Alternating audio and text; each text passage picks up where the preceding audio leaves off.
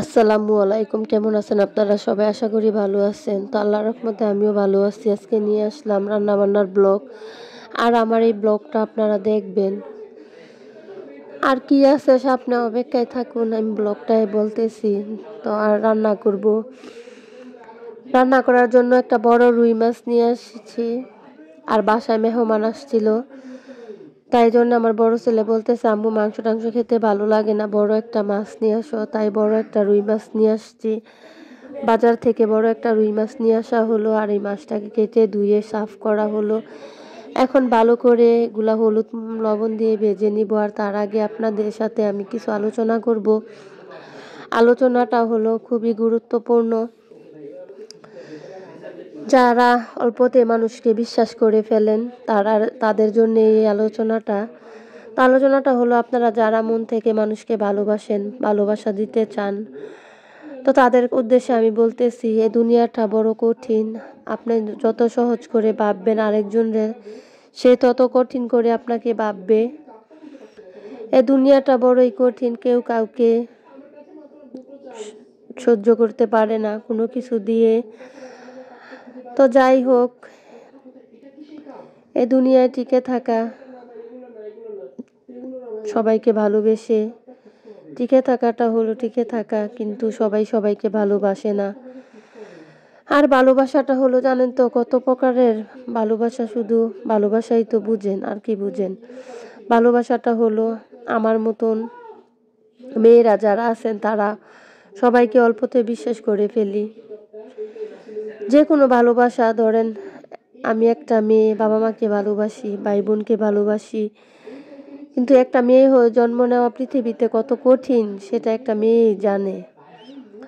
কারণ আমরা মেয়েরা হলাম দুর্বল, আর আমরা দুর্বল দেখেই সব দিক দিয়ে আমাদের উপরে অনেক অনেক অনেক কঠিন কঠিন সময় আসে। সেদিন কঠিন সময়গুলো আমাদের পার করতে খুবই কষ্ট হয়ে যায়। তারপরও আমরা এই সময়গুলো পার করি ওই উপরওয়ালার দিকে চেয়ে।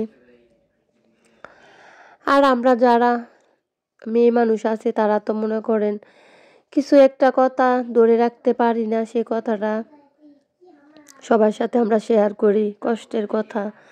কিন্তু সেই কষ্টের কথা আপনার শুনে আপনাকে যে কত বড় সমস্যার মধ্যে ফেলতে পারে, কত কষ্টের দিন যে আরো কষ্ট বাড়িয়ে দিতে পারে, সেটা আমরা ভাবতেই পারি না। আসলে আপনি যখনই বলতে যাবেন আপনার কষ্টটা, তখনই আপনার কষ্টটা শুনে তারপরে আপনাকে ব্ল্যাকমেল করা হবে, আপনার সাথে ভালোবাসা দেখিয়ে প্রতারণা করা হবে। তাই বলতেছি যে ফ্যামিলির কথাই হোক, স্বামীর কথাই হোক, সন্তানের কথাই হোক, আপন মা বাবার কাছেও বলবেন না, কারণ সুযোগে সদ্ব্যবহার করা হয়। আর আপনার দুর্বল যেটা, সেটা কারোর কাছে বলবেন না, সেটা দুর্বল জায়গা সবাই আঘাত করে। আর এই জন্যই বলতেছি যে আপনারা দুর্বল জায়গা কাউকে আঘাত করবেন না। তো আমরা মেয়ে মানুষের সংসার হলো স্বামী সন্তান ভালোবাসা নিয়ে সংসার করি। আর দুঃখে সুখে এই সংসারটা আমরা সারা জীবন ধরে রাখতে চাই। আর এটাই আপনাদের সাথে শেয়ার করার ছিল, যে আপনি বড় যত সমস্যা পড়েন না কেন কারো কাছে শেয়ার করবেন না। কারণ যত শেয়ার করবেন ততই চাপও পড়বেন, কষ্ট বাড়িয়ে দিবে। আপনার সমস্যা তো সমাধান হবেই না, বরঞ্চ আপনাকে আরো সমস্যার মধ্যে ফেলে দিবে। আপনার কাছে যারা আসবে দূরের মানুষ, তাদেরকে দূরেই রাখবেন, কখনো কাছে টান দিবেন না। কারণ এগুলা সুযোগ বুঝে সদ্ব্যবহার করে। কারোর প্রতি মায়া বেশি দেখাবেন না, তবে উল্টা কিন্তু খেসারত আপনাকে দিতে হবে। তো যাই হোক, এগুলা বলতে বলতে আমার কিন্তু অলরেডি মাছগুলা ভাজা শেষ। এখন কিন্তু আমি টমেটোগুলা ভালো করে ভেজে নিব তেলের মধ্যে। আর আমি সবসময় মাছের ঝোল রান্না করলে আমি টমেটো দিই, তরকারি নয়তো আমার কাছে ভালো লাগে না। আর আমার মতন কে কে টমেটো পাগল আছেন আমাকে কমেন্ট করে জানাবেন, কে কে টমেটো ভালোবাসেন। আমি কিন্তু টমেটো অনেক ভালোবাসি, আর টমেটো প্রত্যেকটা তরকারিতে দিয়ে ভালো লাগে। মাছ মাংস সবজি সব কিছুর মধ্যে আমি টমেটো রাখি। তো যাই হোক, টমেটোগুলো নামিয়ে এখন আলুগুলা ভালো করে ভাজা ভাজা করে নিব। আর ভাজা ভাজা করতে করতে আপনাদের সাথে একটা কথা আমি বলি, যে আমি সামনে আরেকটা ভালো বলক দিব, গুড়ার বলক। সেটা কোথায় দিব দেখলেই জানতে পারবেন। আর প্রতিদিন তো বাইরে যাওয়া যায় না, তাই তো একটু একটু রান্নার ভিডিও ব্লগ আমি দিয়ে থাকি, এটা আপনারা দেখবেন। আমার চ্যানেলটা যারা ভালোবাসেন, আমাকে যারা পছন্দ করেন, তারা আমার এই ব্লগটা দেখবেন। প্রত্যেকটা ব্লগে আমি ভালো দেওয়ার চেষ্টা করি। আর যদি ভুল ত্রুটি হয়ে যায় আমাকে ক্ষমার চোখে দেখবেন।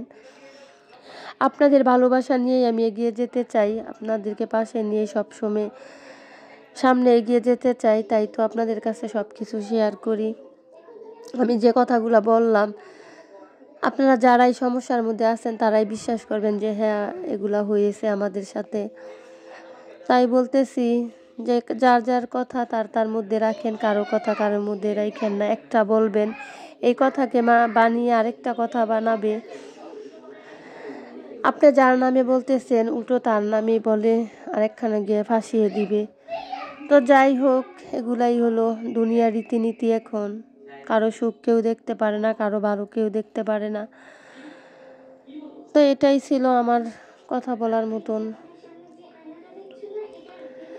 তো কত চাপে যে আছি বাচ্চাদেরকে নিয়ে, একা একা সংসারের মধ্যে খুব চাপের মধ্যে আছি। কারণ সারাদিন পড়ে থাকি রিহান বাবুরে নিয়ে।